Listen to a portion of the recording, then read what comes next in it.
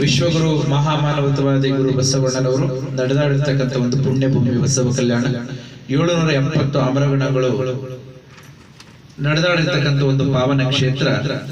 ಇಂಥ ಒಂದು ಕ್ಷೇತ್ರದಲ್ಲಿ ಅಂದು 12ನೇ ಶತಮಾನದಲ್ಲಿ ಜಗ ಬದುಕಲಿ ಜನ ಬದುಕಲಿ ಎಂಬ ಸಂದೇಶವನ್ನ ಕೊಟ್ಟು ವಚನ ಸಾಹಿತ್ಯವನ್ನ ಈ ನಾಡಿಗೆ ನೀಡಿ ಸಮಾನತೆಯನ್ನ ಬಯಸಿರ್ತಕ್ಕಂಥ ಒಂದು ಶರಣರು.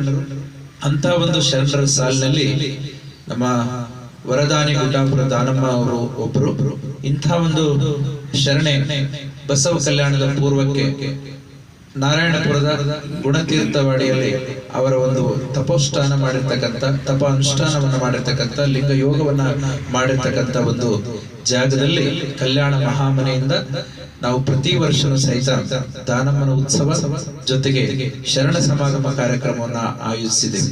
ಈ ವರ್ಷ 4ನೇ ಶರಣ ಸಮಾಗಮ ದಾನಮ್ಮ ಉತ್ಸವ ಕಾರ್ಯಕ್ರಮ ಇರೋದ್ರಿಂದ ಈ ಒಂದು ಕಾರ್ಯಕ್ರಮಕ್ಕೆ ನಾವು ಸೊಲ್ಲಾಪುರದಿಂದ, ಗುಡ್ಡಾಪುರದಿಂದ ಮತ್ತು ಅಲ್ಲಮಿಗಿರಿಯಿಂದ ಜ್ಯೋತಿಯನ್ನು ಹೊತ್ತಿಸಿಕೊಂಡು ಬಂದು ಇಲ್ಲಿ ಕಾರ್ಯಕ್ರಮವನ್ನ ಉದ್ಘಾಟನೆ ಮಾಡಲಾಗ್ತದೆ.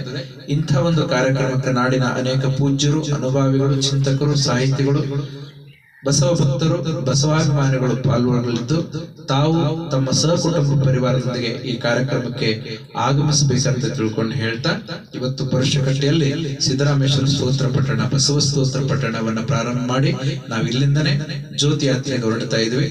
15ನೇ ಒಂದು ಜ್ಯೋತಿ ಯಾತ್ರೆ ಯಶಸ್ವಿ ಆಗ್ಲಿ ಅಂತ ತಿಳ್ಕೊಂಡು ತುಂಬಾ ಹೃದಯದಿಂದ ಹಾರೈಸ್ತಾ ನಾವು ಚಾಲನೆ ಪಡ್ಕೊಳ್ತಾ ಇದ್ವಿ.